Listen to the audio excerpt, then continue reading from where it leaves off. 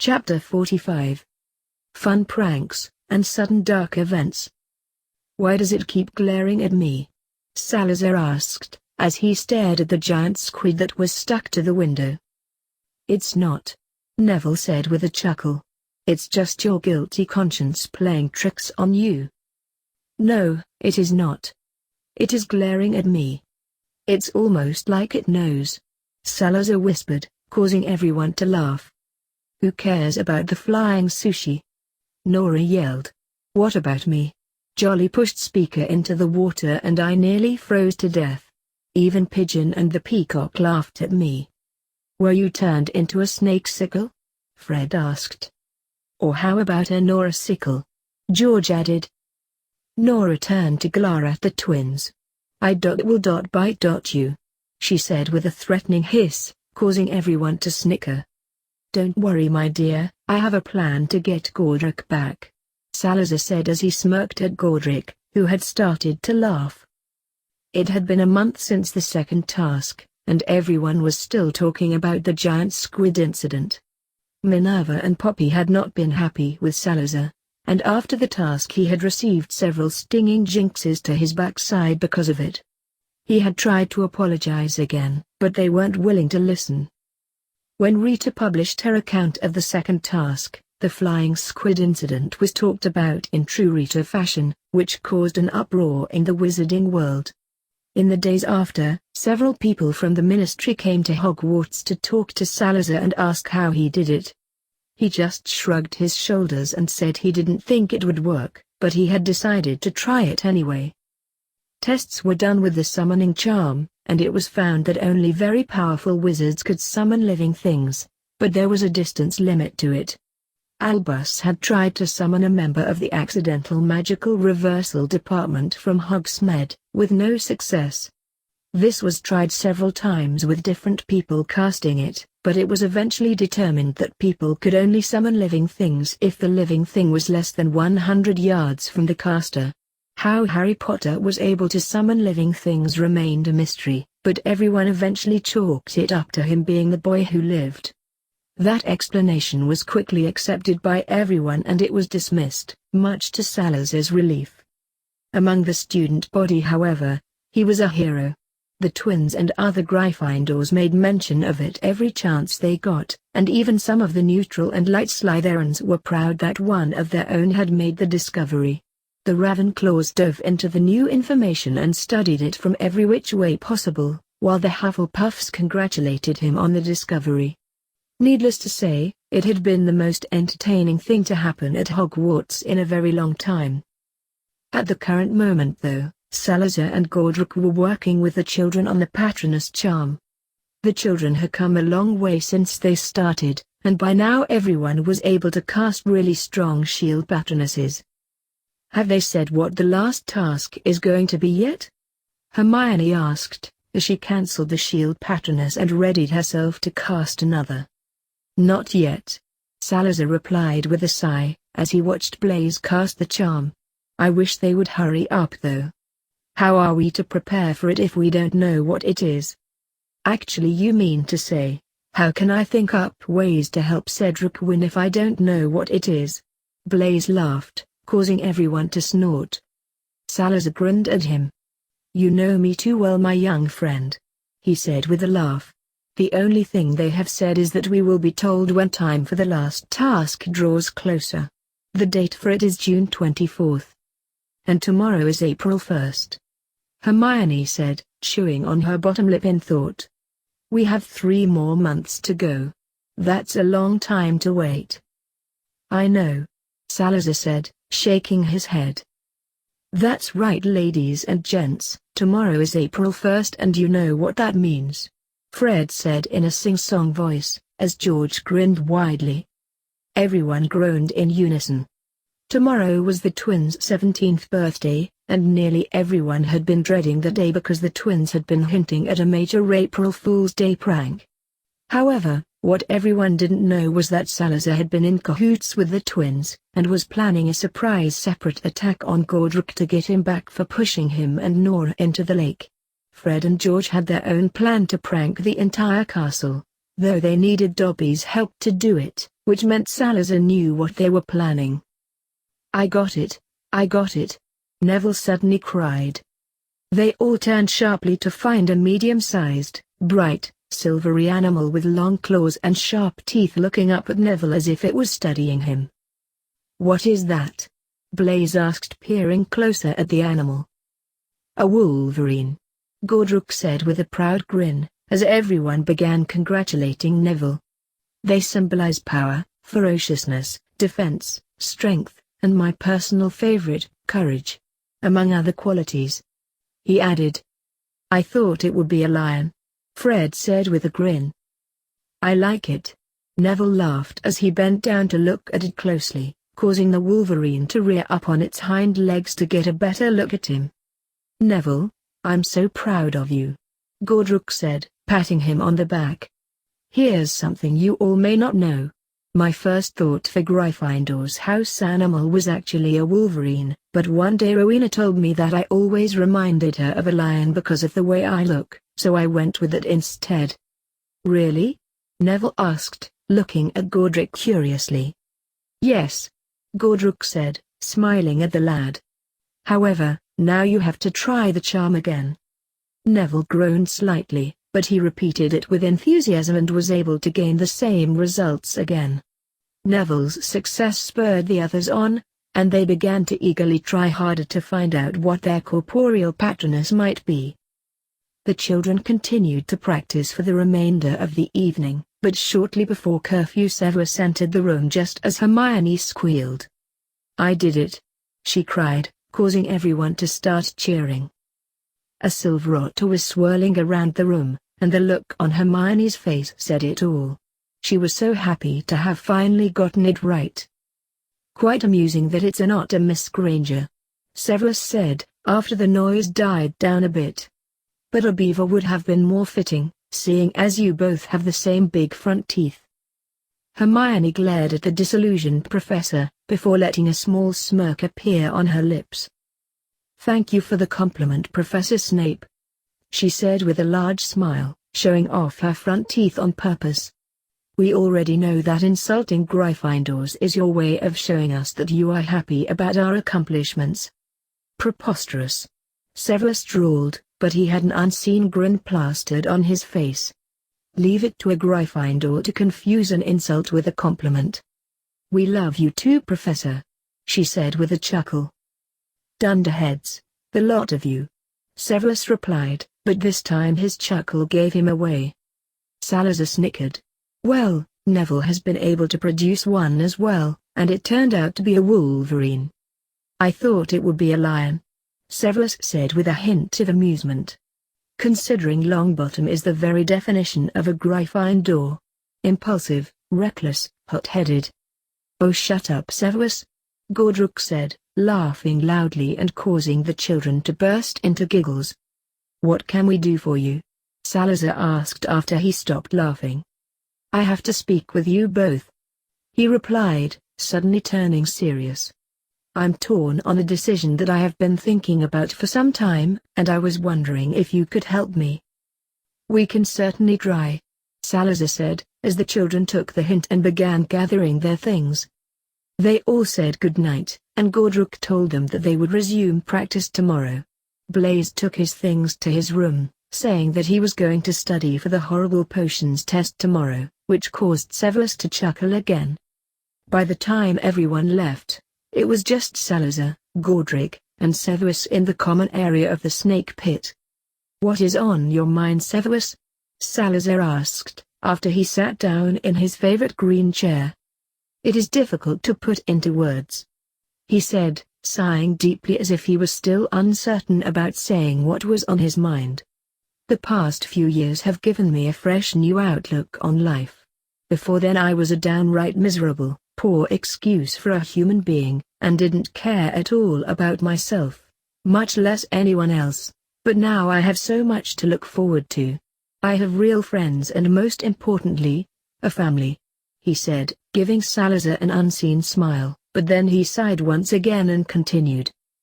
"For the first time in a long time my life truly matters to me, and I don't want to lose it. If the Dark Lord was making his return 5 years ago, I wouldn't have cared. I'd have spied on him for the headmaster, probably died in the process, and that would be the end of me. I wouldn't have cared. However, I don't feel that way anymore, and I'm scared, sir. Severus said quietly as he stared at the floor. I don't want to die anymore because I have too much to live for.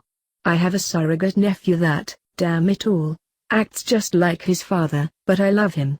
I have my best childhood friend back, which I never thought would be possible, and my once greatest enemies are now ones I consider dear friends. But more than all of that, I finally have a father, and I don't want him to have to bury me, Severus whispered, and I don't want my family and friends to live without me either. A thick silence hung in the air as Severus paused. In his heart he knew that Salazar and Godric knew what he was trying to say, and he silently thanked them for giving him a moment to gather his thoughts on the matter. With one more nervous sigh, Severus asked the question that he had been alluding to. "Do you think it would be wise if I were to become an immortal?" he asked, looking at the two founders with a hopeful expression. Salazar stared in the direction of Severus's disembodied voice, but then he slightly shook his head. It was not to say no, but more of a stunned reaction. Salazar's selfish nature immediately kicked in though.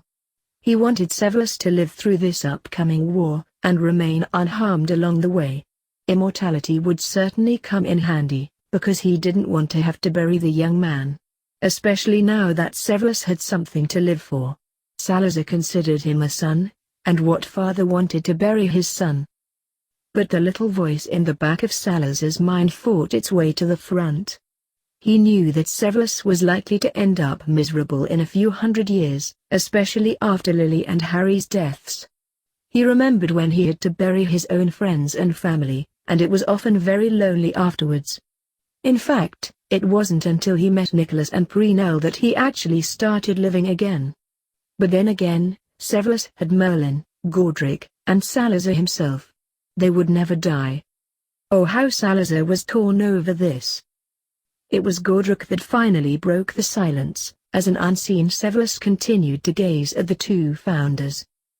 "If I know you as well as I think I do, you have thought this over carefully," he stated in a clear, matter-of-fact tone.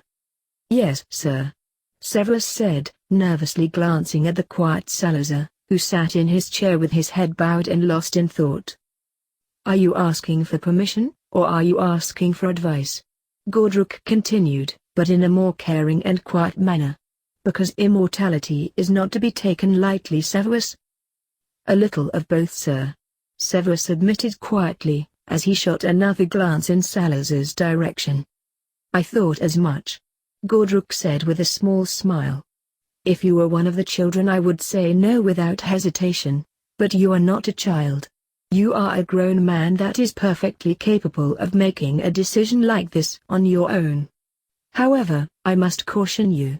Immortality lasts forever, or until the world itself ceases to exist, whichever comes first. It can be lonely.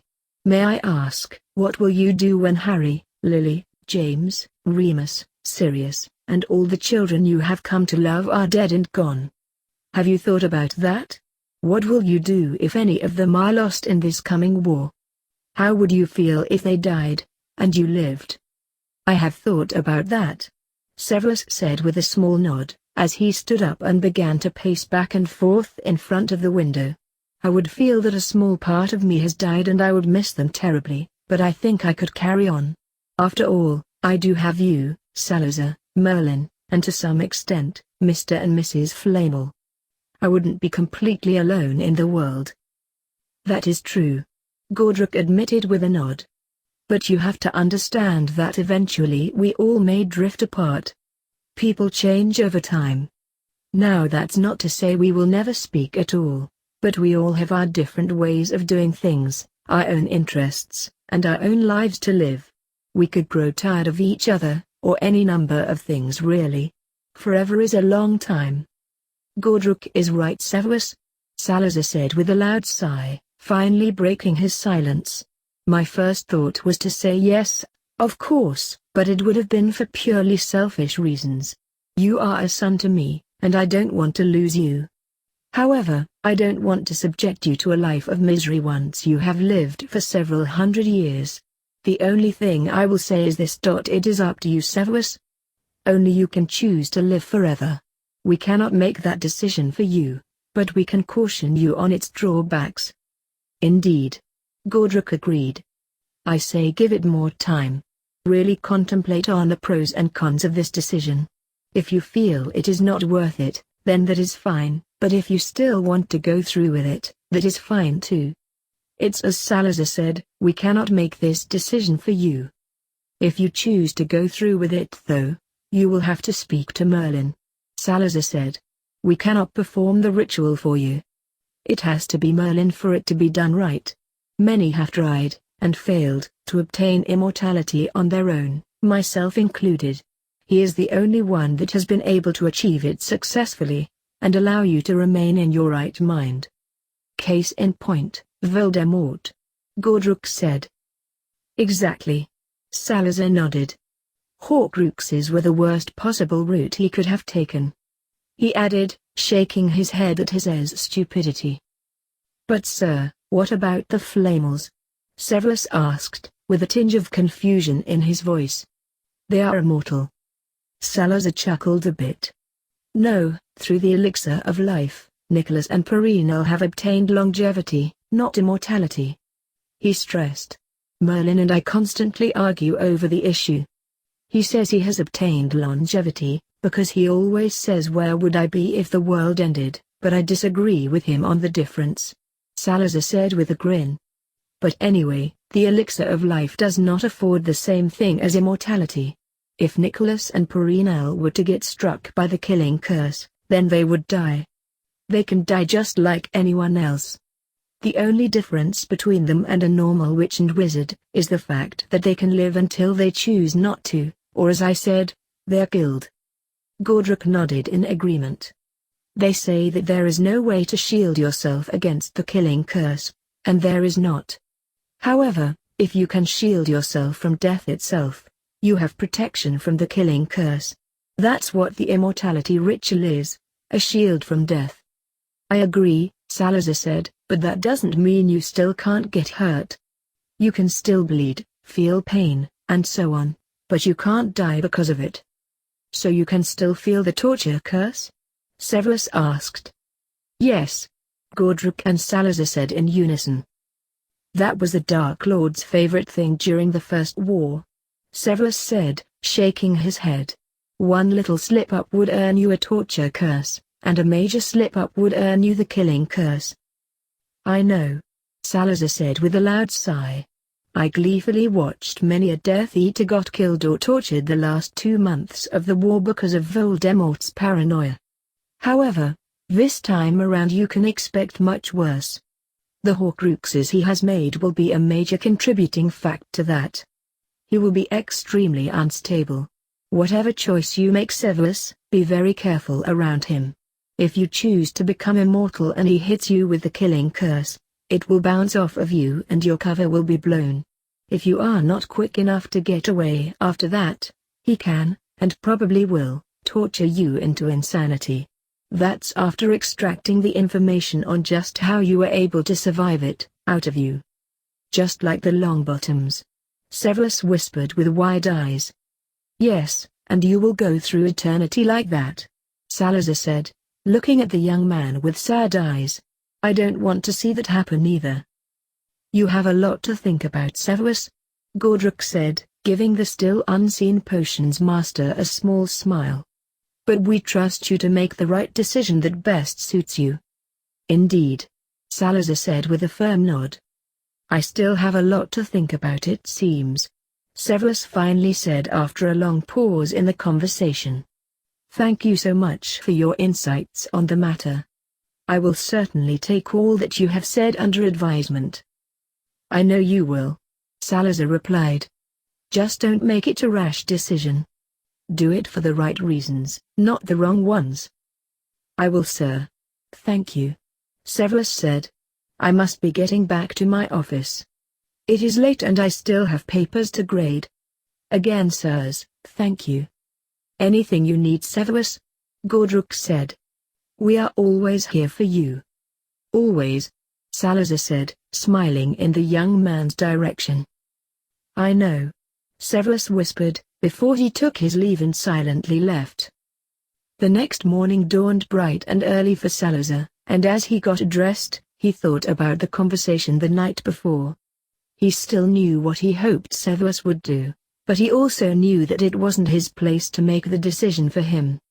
He sighed as he thought about how close the next war really was. The dark mark on Severus's arm was growing darker by the day, and they knew it was just a matter of time before Voldemort made his grand reappearance. How, when, and where Voldemort decided to this still remained a mystery though. Salazar was also a bit concerned about the tournament. He still had no idea who put his name in the Goblet of Fire, and truth be told, he had little time to go about looking for the one who did it.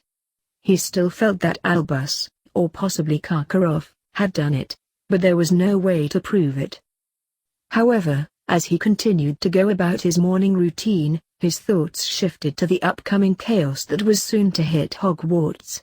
It was April Fool's Day, the twins' birthday, and he grinned to himself as he caught sight of Blaise and Gordruk sitting at one of the tables. "About time you got finished. I swear you're worse than a woman with all your primping and preening." "I'm starving," Gordruk said with a grin. Salazar chuckled. "As opposed to your just rolled out of bed look. I choose to look civilized, not like a wild jungle man." Blaise snorted, but didn't say anything as he grinned and listened to the two founders trade insults all the way to the Great Hall. When they arrived, Salazar caught sight of Fred and George's grins, and knew that Dobby had already executed their prank. He watched the twins as they looked around at everyone enjoying their breakfast, and knew that chaos would soon befall the Great Hall. Salazar, Blaise, and Gordruk sat down in their usual spots, and Salazar grinned even wider when Gordruk began diving into his breakfast.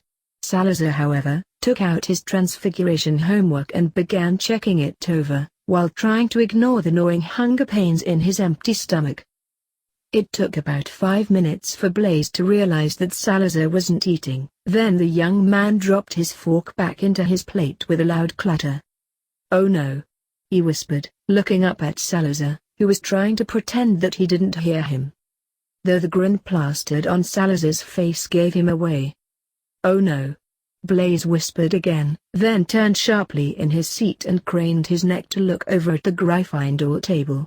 Fred and George were sitting at the table, clearly munching on leftovers from last night's dinner, which caused Salazar to mentally kick himself for not thinking of. "Oh no," Blaise said again as he stared at his plate, then to Salazar, then back at the twins. "What did they do to the food?" This question got Gordruk's attention, and he immediately took stock of the situation before dropping his fork as well. Salazar snorted. "You both might as well finish your breakfast because you have already been pranked. Oh, and Gordruk, if I were you, I'd make sure you eat more than your fair share. It might be a while before you can eat again," he added mysteriously. "Why?" Gordruk instantly asked. "You'll see." Salazar grinned. "Bloody, seething, slippery, slimy, serpent," Gordruk grumbled, causing Salazar to chuckle and Nora to hiss with amusement. "Wolfie isn't eating his breakfast either," Nora announced, which caused them all to look over at a grinning Remus as he eyed everyone in the Great Hall. "That's because this whole thing was cooked up by the twins and the Marauders," Salazar replied. "Dobby was the one who spiked the food and drink. They all needed to clue me in because Dobby wouldn't go through with it unless I knew about it." "What's going to happen to us?" Blaise asked with a slight bit of worry in his voice. "You'll have to wait and see," Salazar grinned. They didn't have to wait long though, because as the first ones finished with their meals stood up to walk out the Great Hall, they found out that they couldn't walk at all. Their feet felt like lead, which caused them all to waddle around like penguins. Add to that, the twins decided to spike all of the drinks with the zigzag potion they had concocted from Nora's venom. They never ended up pranking Albus with it because they decided to save it for a rainy day, which turned out to be today. Every resident of Hogwarts was now forced to waddle like a penguin, on top of walking in a zigzag pattern. The only ones that escaped this fate were the twins, Remus, Salazar, and Moody, who was always at meals, but never ate or drank anything because he was so paranoid. Slight panic began to set in as more and more people began to notice that something was wrong, and tried to walk, only to find out that they couldn't. It finally came to a head when Severus angrily stood up, tried to walk, but promptly fell over with a very loud, surprised yelp. Snarling and growling, he crawled his way to the front of the head table, and made his way down the stairs. Then he managed to struggle into a kneeling position, before glaring around the room, as if daring anyone to laugh at him. "Weasley!" he bellowed, causing everyone's eyes to land on the silently laughing duo, but then a small snort from the Slytherin table caught his attention, and Severus's head snapped towards the sound. "Potter!" he yelled just as loud. "What is the meaning of all this?" "Concrete powder and zigzag potion," Fred called out loudly. "The Muzz gave us the idea for concrete powder, and well, we can't really say anything about the zigzag potion," George added with a grin, causing all the children to snort loudly. "But Harry offered his amazing potion-creating abilities, and helped us perfect it," Fred added, causing Severus to narrow his eyes at a grinning Salazar. 50 points from Gryffindor, and all 3 of you have detention," Severus yelled, only for Remus to stand up with a loud laugh. 50 points to Gryffindor for the amazing creativity displayed here today. A very animated Remus shouted as he threw his arms wide open. Only nothing happened with the hourglass, which seemed odd to everyone in the Great Hall. Remus looked at it in bewilderment, but shrugged it off. Then he turned his attention back to Severus, who was trying to maintain his balance as he stood up. "Oh come on Snivellus. I mean Snape. No wait. Professor Snape," Remus said, gagging on the professor part. "You can't throw these fine, upstanding, handsome lads into detention just because of a little April Fool's fun," he cried, jumping over the head table in a very uncharacteristic manner. Severus visually bristled at the hated nickname, but then he narrowed his eyes at Remus, who was casually strolling towards him with his hands behind his back, and a shark-like grin on his face. Severus gritted his teeth and glared at him. "Black!" he shouted, as he instinctively brought his wand up in order to defend himself if need be. Remus stopped in his tracks and looked at Severus with a pout. "You ruined it!" Sirius shouted, throwing up his hands in frustration, but then he grinned. "It was because of the Snivellus comment, wasn't it? Oh well, no matter." Sirius laughed as he turned to face the Great Hall. "Yes, it is I, Sirius Black. Professor Lupin couldn't be here today, due to being kidnapped, hogtied, and thrown in a broom cupboard somewhere in the castle. I can't remember where I left him really." "Black. Right Snape. I'm babbling. Anyway, all defense classes are cancelled today due to Remus missing, and actually, all classes will be cancelled today, due to no one being able to make it on time, including the professors. So, Sirius said, pausing for effect. "Here's to an early start to the weekend," he shouted gleefully, causing the entire Great Hall to break out into cheers. "Black!" Severus shouted once again, trying to be heard over all the noise. "In case you have forgotten, the only one allowed to cancel classes is the headmaster." Sirius stopped high-fiving the nearest Gryffindors long enough to snarl at Albus, who was glowering at Sirius with hatred. "Well, what else can be done?" Sirius asked. "No one can walk properly, or quickly for that matter. Hell, it will take all of Gryffindor and Ravenclaw at least 2 hours to make it back to their towers. It will take all of Hufflepuff 1 hour to get to their common room, and all the Slytherins can go drown themselves in the lake. With exceptions of course," he said, winking at Salazar, who just shook his head. Severus glared at him. "I do not appreciate you telling my house to go drown themselves." "Whatever Snape," Sirius said as he rolled his eyes. "Anyway, Mr. Black, You cannot come in here and cancel classes."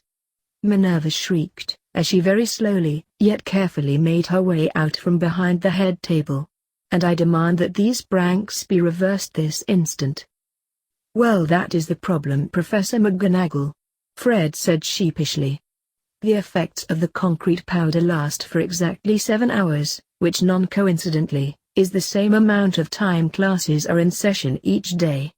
The zigzag potion, however, will last for 3 full days. It will wear off just in time for classes on Monday," George added with a grin, causing Minerva to glare at them. "Well, there is a little bit more that I personally need to add here today," Salazar said, as he stood up.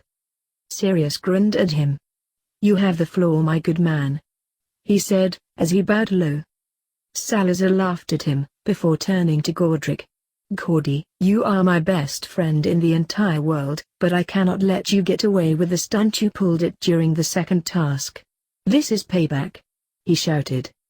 Godric's deer-in-the-headlights look made Salazar laugh loudly, but before his friend could defend himself, Salazar cast a bubble head charm on him.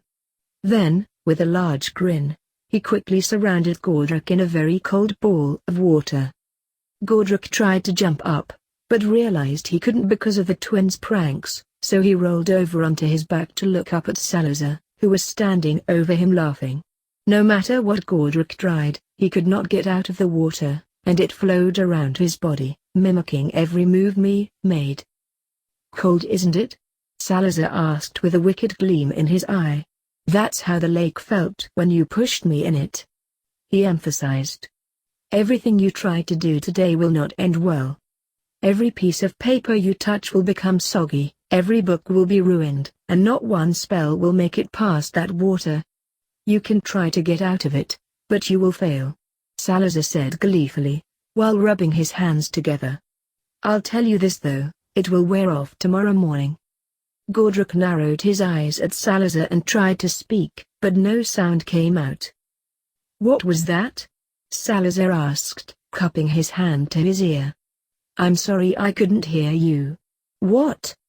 Godric glared at him again, but then grinned as he very carefully stood up, which made the water splash around and soak everything that Godric tried to touch. He began to carefully reach for various pieces of fruit, eating utensils, napkins, and anything else he could get his hands on, but finally Godric managed to spell out what he was thinking, even if everything was soggy and drenched with water. The crudely constructed message read, "You gave me 24 hours to think up payback." Salazar grinned at his best friend. "Looking forward to whatever your limited brain can conjure. I hope you have a very cold, wet, soggy, waterlogged day," he grinned, causing Godric to smirk at him. "Harry, remind me never to cross you," Sirius said gleefully as he looked at Godric and laughed. "Never start a prank war with me, Sirius, and you won't have to worry about it," Salazar replied as he, Sirius, and the twins helped Neville, Hermione, and Blaise out of the Great Hall, leaving Godric behind to waddle his way after them. Classes were indeed cancelled for the day, seeing as no one could get anywhere. It took nearly 3 hours just for everyone to clear out of the Great Hall, due to all of the slow waddling and chaotic zigzag walking. Minerva sent them a patroness message saying they were all going to be sorry about this, but it only caused everyone to laugh. More points were taken from Gryffindor, but Minerva took a few points from Slytherin for Salazar's small role in it. Salazar didn't get in trouble for his prank on Godric, but Minerva publicly gave him detention for cursing a fellow student. He didn't care though. Sirius finally fetched Remus from his office cupboard, and they had a small row about Sirius's kidnapping methods, but as soon as Remus saw the chaos that had befallen the school, he was grateful to have been spared. They both managed to get a disillusioned Severus into the snake pit without much incident, seeing as everyone was confined to their common rooms and offices until the concrete powder wore off, so at least Severus was able to sit comfortably and talk with everyone. Godric was left standing at the door to the entrance tunnel, unable to get past the snake because of not being able to talk properly. Fred finally took pity on him and went to fetch him, despite Salazar's protests. When he got into the snake pit, Godric immediately headed for Salazar's room and lay on the bed, causing the sheets, mattress, and blankets to become waterlogged. Then he went about making sure nothing of Salazar's remained dry, including Salazar himself. He kept flicking water at him every chance he got, and Salazar soon began regretting this not so well thought out prank. He just knew that there was going to be more payback to come. Happy April Fool's Day indeed. As Albus Dumbledore sat all alone in his office, trying to recover from the day's pranks, he began to rock back and forth in his chair. His eyes darted around wildly, hoping that someone, anyone, would walk in so that he could try to get their attention, and try to alert them that something wasn't right. Ever since the Board of Governors meeting the night before the school year started, he had been trying to fight what was going on. He hated the thoughts that were floating around in his head. They weren't his, and they kept telling him to do things. Things he would never do in a million years. No, no, no, no. He thought as the voice whispered to him. I won't kill him. I won't. No. He tried to open his mouth and call for Fawkes, but the voice wouldn't let him. It had been 8 months ago when the voice told him to tell Fawkes to leave for an extended amount of time, and his heart ached as he remembered the hurt look in Fawkes's eyes. The Phoenix hadn't understood why Albus wanted him to leave. He made excuses the voice told him to make about why Fawkes wasn't around. Fawkes was out hunting, or on an errand, or some other thing Albus needed him to do, and Albus hated himself for it. At first his pride wouldn't let him admit that he was under someone else's control. He was the great Albus Dumbledore and he could fight off this silly curse on his own. He was old and powerful, so he could fight it without anyone's help. Oh, how wrong he had been. Now, 8 months later, he regretted that decision and he longed for someone to notice, but as time passed it got harder and harder, and people began to accept that it was actually him doing all of these horrible things. It hurt him to know that Alastor had somewhat withdrawn from him because of his actions. Alastor was an old friend, surely he would know that Albus wasn't himself these days. Even Minerva and Severus didn't notice, and that hurt too. But it was all Albus's own fault. For the past 2 years Albus had slandered Harry. He told anyone who would listen that the boy was evil and dark, and that he couldn't be trusted. The voice had used that against him, and now Albus was forced to continue what he had started. He hadn't wanted to write that letter. He knew it was wrong to let the Slytherins get away with what they had been doing, and yet he continued to slander Harry's name. He wanted to stop, but he couldn't. He wanted to cry out, but he couldn't. And now he wanted to kill Harry Potter. The voice said. No. Albus shouted back. Fine, have it your way. Crucio. Albus cried as he pointed his own wand at himself. Pain filled every fiber of his being and he gritted his teeth as he tried not to bite his own tongue in half. He breathed a sigh of relief when the voice allowed him to stop, but it was enough to make Albus comply with its wishes. Kill Harry Potter. It repeated. Yes, yes. Okay. Albus thought weakly, and he got up off the floor where he had fallen, and began to make his way down the stairs and towards the entrance to the snake pit. Lucius Malfoy grinned as he opened his eyes. Narcissa sat across from him and eyed him carefully as she smirked. Did he do it yet? She asked. No, but he is on his way. Soon we will finally be rid of Potter, and once Dumbledore has killed the boy, I will have him turn his own wand on himself. The world will never know what really happened, and our Lord will be able to return peacefully. He said as he held up his left arm. Are you certain that your life will be spared? Narcissa asked with a hint of worry. It was because of me that the Dark Lord's diary was destroyed, and he no doubt knows that it has been discovered, seeing as it has been talked about in the papers. If I kill Potter and Dumbledore, he will have no opposition and he can take over our world with ease. I will be rewarded. You better hope so, Lucius. She replied.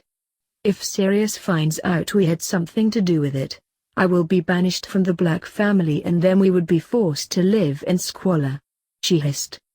"I have it all under control," he assured her. "Just a few more minutes and our troubles will be over." "Very well. Just stop toying with him. It's been 8 months already. You've had your fun, and now it's time to end it." "As you wish, my dear," Lucius said with a smile. Then he closed his eyes again, and reconnected with Albus's mind. "Do it," Lucius whispered. "You can understand Parseltong. Open the door. He's only a boy, he can change." Albus tried to argue, but it was no use. Before he knew it, he was past the door and heading down into the snake pit. It was late at night, and Albus knew that the boys were in bed. The basilisk was not there, something that he was thankful for, but he continued to creep around with only the light from his wand to light his way. He stopped just outside of the first bedroom door, and looked at the nameplate. "Ruffin. That won't do," Lucius said. His phoenix would instantly come to his defense. "Move to the next door." Albus tried to struggle as he caught sight of the next nameplate on the door. It was Harry's room. He tried to make some sort of noise to let Harry know he was there so that he could run or protect himself, but the voice wouldn't let him and he pushed the door open with tears in his eyes. For the last 8 months Hogwarts had looked upon her headmaster's actions with disapproval, but as she watched him this night, she knew something was really wrong. She knew that no matter how much the headmaster disliked her founder, he would never kill anyone, much less someone he thought was a child. She could feel the worry, despair, and sorrow flowing from her headmaster in waves, and it was in that moment that she realized something was desperately wrong with him. She could feel what his intent was, and she sensed that it was something he was being forced to do against his will. He was fighting, and unbeknownst to the headmaster, he was sending out cries for help that only she could hear. These were not his actions, and she knew that both her founders would kill her headmaster in a heartbeat if they knew he was trying to kill a child. Hogwarts knew she needed to act fast, so she began to draw upon the ancient magic her founders had poured into her 10 centuries ago, along with all the recent magic her 2 remaining ones had recently performed within her walls. With all of that magic combined, she did something she had never been able to do before.